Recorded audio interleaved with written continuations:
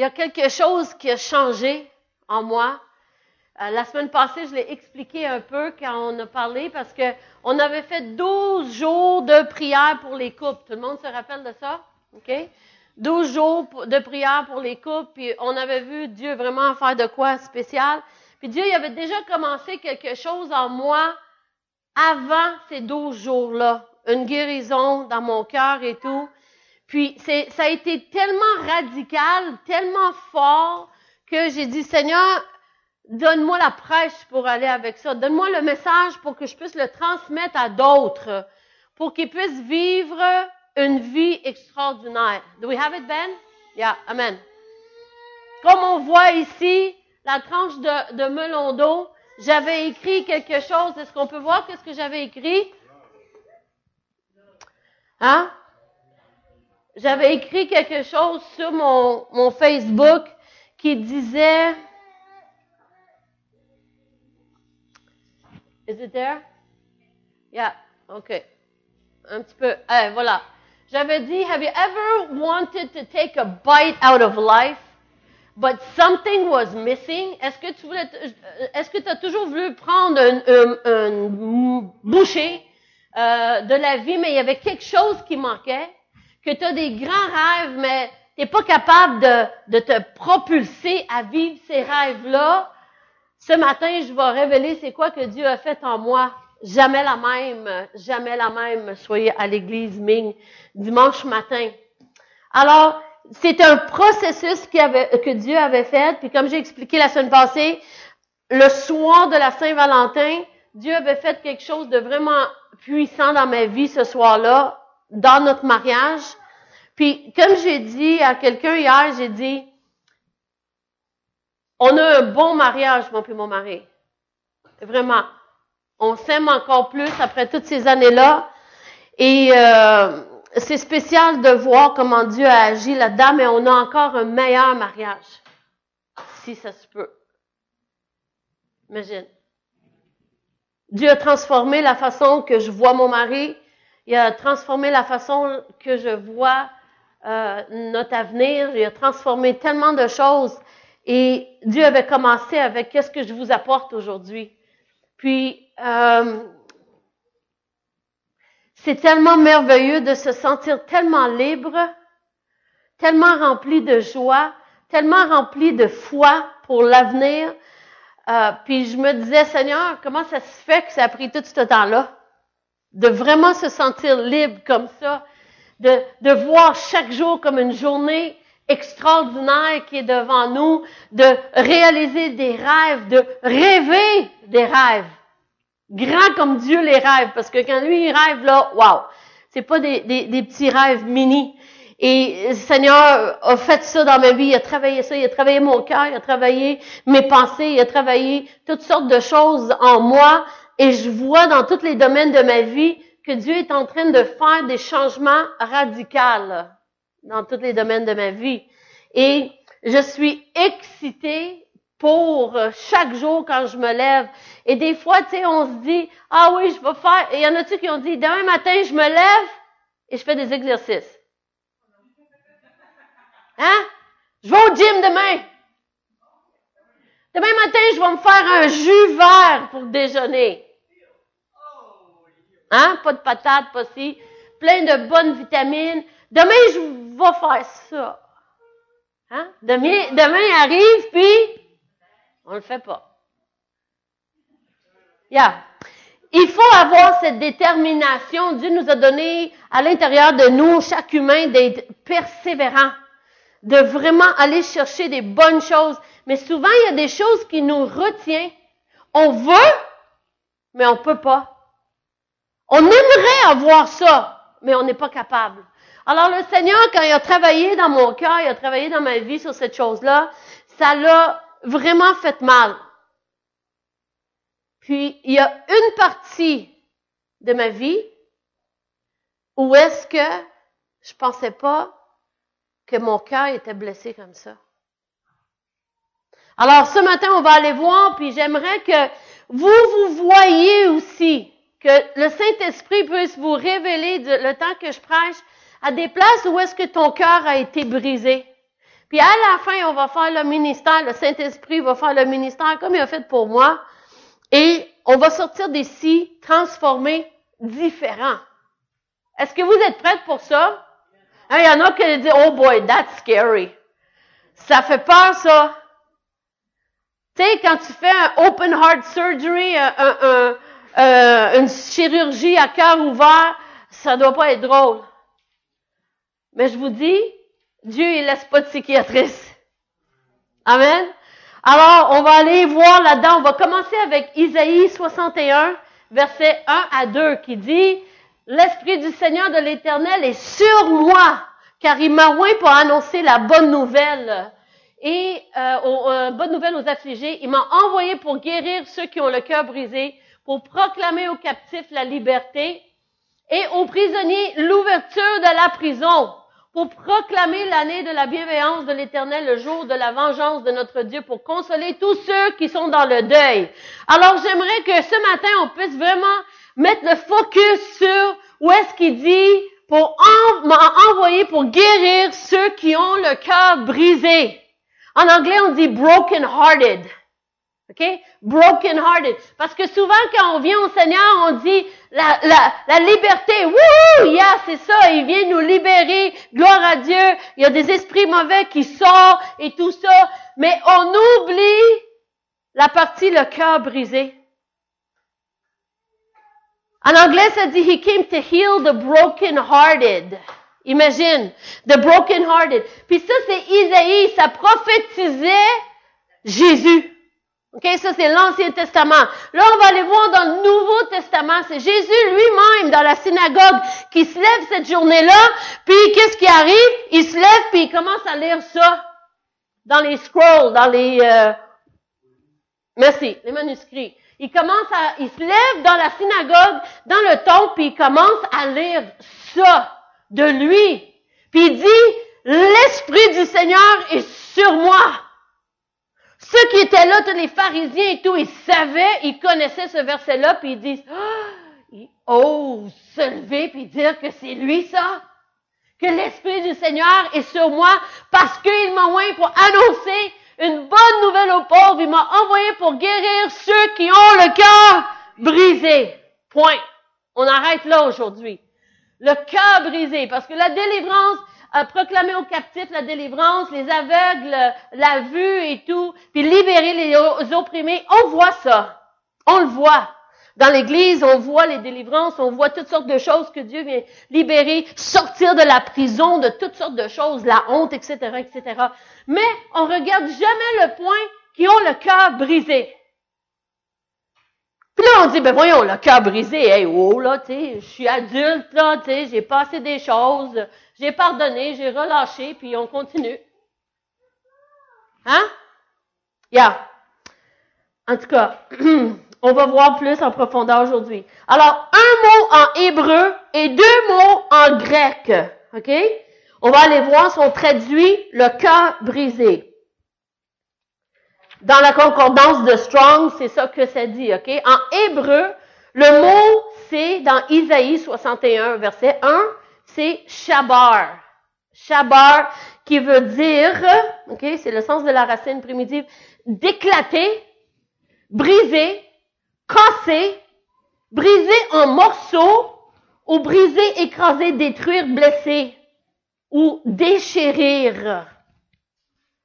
OK? Shabar, ça veut dire éclater, briser. On parle du cœur ici, là. OK? L'Ancien Testament, quand ça dit le cœur brisé en Isaïe 61, ça veut dire shabar, qui veut dire le cœur brisé, éclaté. Wow! Nous, on pense au cœur brisé, là, une petite faille. Ici, ça veut dire éclater. En anglais, ça dit shattered. Quand tu échappes quelque chose de vitre, and it shatters all over the place. C'est ça que ça veut dire en hébreu. En grec, dans Luc, qu'est-ce qu'on vient de voir? Le mot grec, c'est centribo, qui veut dire le cœur, ou cardia, ok? Qui veut dire, qui signifie écraser complètement, briser en morceaux. Et on voit aussi qu'on reconnaît le mot cardia qui veut dire cardiaque. OK? Qui parle du cœur. Alors, on voit en hébreu, Ancien Testament et le Nouveau Testament, ça veut dire toute la même chose. Différentes langues, mais ça veut dire ça. Écraser, éclater en morceaux. On va voir la première photo ici. Qu'est-ce que ça veut dire? Shattered. Éclater. Ça, c'est plus qu'un cœur brisé, ça. Et des fois, dans nos vies, on a passé par des expériences, par des choses qui nous ont écrasés, qui nous ont fait éclater le cœur comme ça. Thank you. Qui nous ont fait éclater le cœur comme ça. Puis là, on se dit, ben non, tout est correct, tout est beau, on continue dans la vie. Hein? On continue. Mais notre cœur est rendu comme ça. Je prie que le temps que je prêche, le Seigneur vous montre des places. Il montre des places où est-ce que le cœur a été brisé en morceaux comme ça, éclaté. Moi, il m'en a montré une couple, là. Puis je vous dis, j'ai pleuré pendant longtemps quand Dieu me guérissait le cœur ce soir-là. Il était 2h30 du matin en plus. Qu'est-ce qui aurait pu nous donner un cœur brisé comme ça, éclaté comme ça? Peut-être le divorce de nos parents. Pour ceux qui ont les parents qui sont divorcés. Peut-être que c'était ça. Peut-être la mort d'un être cher. Peut-être quelqu'un qui était vraiment proche de toi. Ça peut être un parent. Can you please fix this sound? Or I'll take a microphone. Ça peut être un parent. Pour moi, ça a été ma sœur et mon frère. Il était tellement jeune. Mon frère, il avait 41 ans. Ma sœur, 59. J'en ai plus. C'est juste moi et mes parents. Un être cher, quand ils sont arrachés de ta vie, wow, ça fait de quoi? Dans ton cœur. Ça peut être des relations amoureuses rompues, que tu voulais tellement que ça marche, puis ça n'a pas marché. Ça brise le cœur, ça. Puis on pardonne, puis on dit, oui, je pardonne, je relâche. Merci Seigneur, alléluia, amen. Mais le cœur reste brisé comme ça. Shattered en morceaux. La trahison. Y en a-tu qui ont déjà vécu ça, la trahison? De peut-être un meilleur ami? Peut-être tes propres parents? La trahison peut briser le cœur comme ça. La déception. Le rejet. Des enfants qui se moquaient de toi. Ton linge. Ta nationalité. Ton intelligence. Il y en a que, à l'école, vous étiez tellement intelligent que les autres, ils se moquaient de toi parce qu'ils disaient, ben voyons, check le nerd. Ou de ta nationalité. Ça aurait pu être l'adultère aussi. Ça brise le cœur, je vous dis là, en 1000 morceaux. Surtout quand tu es en amour avec l'autre personne, puis l'autre personne te trahit, ça fait vraiment de quoi? Peut-être un parent qui n'était pas présent, peut-être un parent qui te battait tout le temps. Ça brise le cœur. Le père qui est supposé d'être là pour t'aimer et t'encourager, ou la maman, puis au lieu de faire ça, il te bat à la place. Pas d'amour de tes parents, un abus physique peut-être, ou un abus mental, un abus sexuel. Quand tu es un enfant puis tu es abusé sexuellement, c'est une des pires choses qui peut t'arriver. Quand tu es jeune, tu as 5 ans, puis quelqu'un décide de voler ton innocence. Tu n'as rien à dire, toi, là-dedans. Tu te dis, tu es dans le trouble. Alors, il y a beaucoup de choses qui peuvent venir briser le cœur. Ça, c'est vraiment quelque chose, puis des fois, on passe à travers de la vie, puis on se dit, « Oh, mais non, c'est correct, je suis correct. Je suis correct. » Tu sais, quand tu as eu des relations amoureuses qui ont été rompues et tout, Et si tu en as eu plusieurs, à chaque fois que tu as donné ton cœur à cette personne-là, ils sont partis avec un de ces morceaux-là. Puis là, tu arrives à 25 ans, 30 ans, 35, 40 ans, puis tu te regardes et tu dis,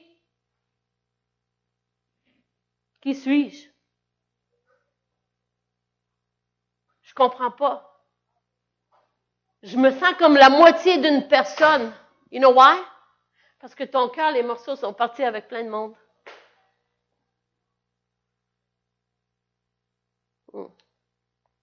Je suis certain que peut-être que dans vos vies, quelqu'un vous a déjà volé. Maltraité, dit des mensonges sur vous. Ou peut-être qu'ils vous ont jeté en dehors comme les ordures de hier. Dans ma vie, j'ai vécu beaucoup de mal. Le mal est vraiment une partie de la vie de tout le monde. OK? Mais Jésus est venu pour guérir les cœurs brisés. On ne peut pas contrôler le comportement des gens, mais nous pouvons contrôler la façon dont nous allons répondre à ce mal-là. Parce que de vivre une vie avec la colère, malheureuse et tout, ça, c'est pas pour moi, ça. No way! No way que je vais vivre comme ça. J'ai une vie sur cette terre, puis je veux la vivre au maximum. Je veux la vivre remplie de la joie de l'Éternel. Je veux remplir cette vie-là avec vraiment un cœur qui est plein. Amen? Alors, c'est à nous de comment qu'on va répondre à ce mal-là. Qu'est-ce qu'on va faire? Des fois, quand le cœur est brisé, sais-tu qu'est-ce que ça fait? Next picture, please. Ça nous donne un cœur de pierre. Puis on dit, oublie ça, il n'y a plus personne. Tu vois ma main là? Tu peux venir jusque-là.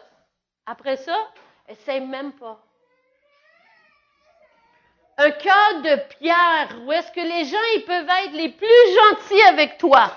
Ils peuvent te donner le plus d'amour possible, puis tu penses toujours qu'il y a quelque chose en arrière de ça. Hein? Un cœur de pierre, tellement dur, que tu laisses personne rentrer. Parce que tu dis, ah ouais, tu m'as trahi, tu m'as blessé, tu m'as fait du mal. Ben, toutes les autres, ils vont payer pour ça. Un cœur de pierre comme ça t'aide pas dans la vie.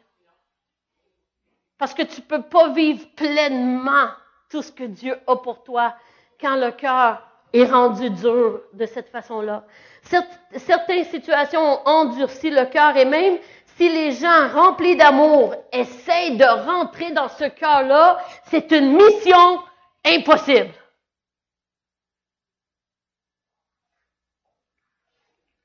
Comme ça. Pas plus loin que ça. Ils disent qu'ils t'aiment, tu les crois pas. Ils disent qu'ils t'aiment, tu n'as pas confiance en eux. Tu penses toujours que, OK, à un moment donné, ils vont sortir le couteau. Hein? Alors, on doit faire attention. Où est-ce qu'on est? Est-ce qu'on est comme l'autre photo d'avant, le cœur brisé? Est-ce qu'on peut voir l'autre photo avant?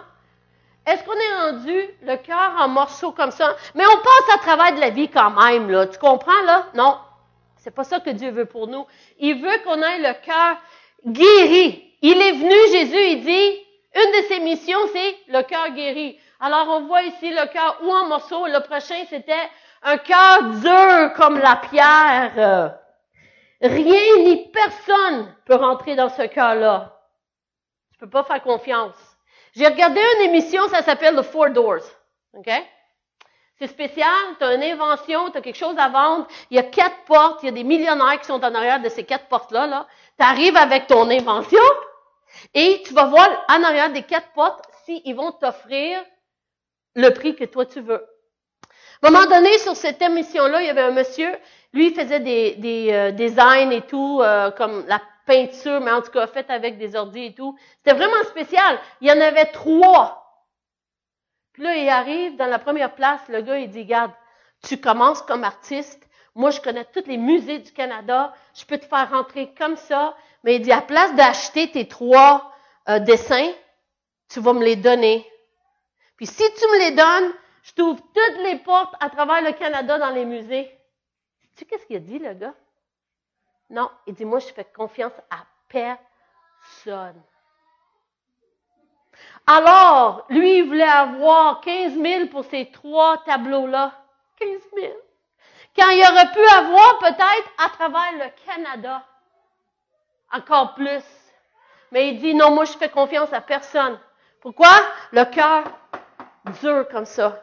Il a été blessé en quelque part, cet homme-là, et son cœur est rendu comme ça. Aucune confiance à personne. Ézéchiel 36, 26, on va aller voir. Si ton cœur est dur comme ça ce matin, il y a une bonne nouvelle. Parce que ça dit, Dieu il dit, je vous donnerai un cœur nouveau.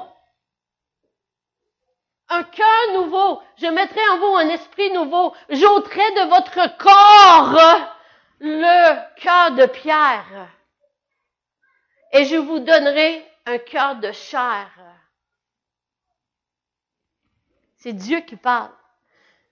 À toute une opération à cœur ouvert, ça. Il dit, je vous donnerai un cœur nouveau.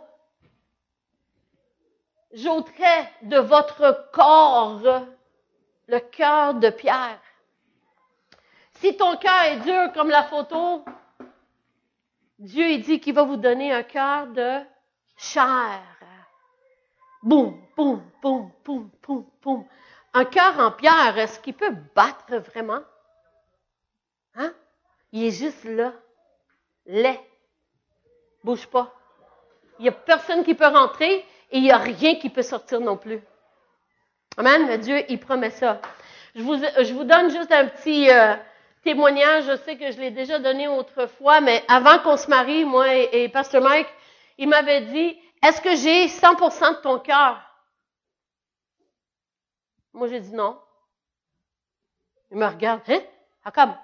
Il sait que mon cœur est à Jésus, OK? Premièrement. Comme chrétien, c'est lui le premier. Puis j'ai dit non.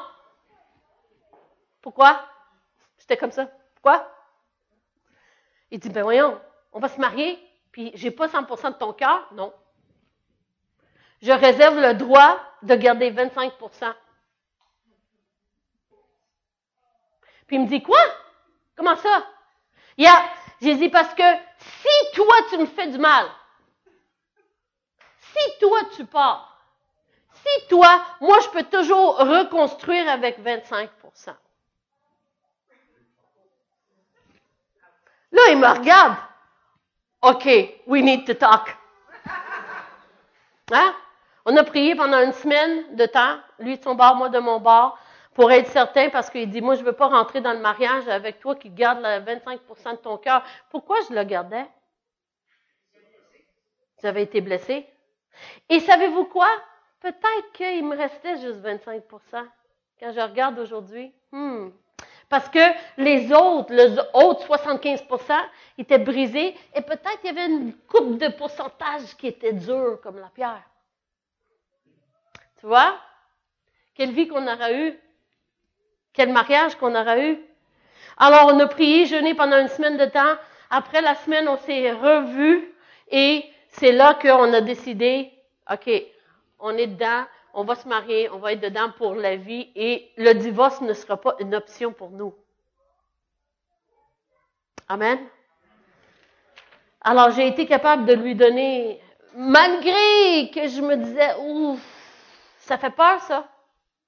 Quand tu as été blessé, tu as été trahi, tu as été rejeté, tu as été, hein? Plein de choses. C'est dur de donner tout ton cœur. Mais j'ai décidé de le donner. Alors, souvent quand on va, comme là, on va préparer une fin de semaine, une rencontre avec Dieu, où est-ce qu'on va aller ailleurs et tout, et Dieu va faire vraiment des grandes choses à travers de chaque personne et dans nos vies et tout. Et souvent, quand on fait des rencontres avec Dieu, où on vient à Dieu, on pardonne, on demande pardon pour nos péchés et on pardonne les autres. Alors, on pardonne puis on relâche les gens, c'est merveilleux. C'est vraiment bon. Mais le pardon, c'est juste le commencement. Alors, on dit, je pardonne et je relâche, puis on pense qu'on est correct après. Mais le cœur est encore brisé. Le cœur est encore en morceaux. Le cœur est encore dur comme ça. Je vais vous montrer de quoi, là, OK? J'ai mon couteau. J'ai ma planche à couper. Et j'ai un oignon que Cassandra a été très gentille de m'apporter parce que les miennes sont comme ça. Alors, le pardon. Ah, notre cœur, hein? Le pardon, Seigneur, ça ne me tente pas, mais je vais le pardonner. Ah, tu veux que je le relâche aussi? Mais non, je veux continuer à rappeler de qu'est-ce que cette personne m'a fait. Tu me dis de le relâcher, OK. Mais je vais le pardonner d'abord. Ah, mais ça fait mal au bout, Seigneur. Regarde tout ce qu'il m'a fait. Regarde comment qu'elle m'a trahi. Ma meilleure amie, elle m'a dit qu'elle aurait toujours été là. Puis regarde, elle a volé mon chum. Tu veux que OK, je la pardonne. Wow. Là, tu veux que je relâche? Tu veux que je relâche celui qui m'a abusé sexuellement? Seigneur, j'avais 5 ans! Il m'a abusé pendant 4 ans! Tu le vois pas, tu le sais, tu l'as vu. OK, je le pardonne. Je le relâche. Mais ça me tente pas. Ah, ça fait mal, ça, là. Seigneur, le divorce, quand je pensais d'être mariée toute ma vie, il est parti avec une autre femme. Elle, là, en tout cas, elle, là, non, je la lâche pas, celle-là. Non, elle, oublie ça. Non, lui, OK, mais elle, franchement, Seigneur, il dit, pardonne, relâche. OK, je la relâche. Ah, puis là, on dit, wow, mon cœur, il est tout beau, tout propre. Mais savez-vous quoi? Quand le cœur n'est pas guéri, c'est comme cet oignon-là, il pue. Ça sent très, très fort.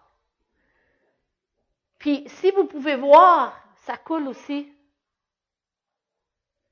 Et quand le pardon, on pardonne et on relâche, on pense qu'on a tout accompli, qu'on est correct. Mais le Seigneur, il dit, tu vois pas à l'intérieur que ça a été brisé. Tu vois pas à l'intérieur que ces choses-là ont enlevé des morceaux. Tu vois pas que ton cœur, tu penses qu'il est correct. Mais il y a des morceaux qui manquent. Tu vois pas que ton cœur est brisé. Dieu, il veut venir guérir les cœurs brisés. Il veut venir guérir ces places-là où est-ce que tes parents t'ont trahi. Il veut guérir les places où est-ce que ils t'ont battu pendant des années. Il veut guérir la place où est-ce que la personne t'a laissé quand ils t'ont dit « Je vais être avec toi pour toute la vie ». Moi, il y a un homme qui m'a dit ça un jour.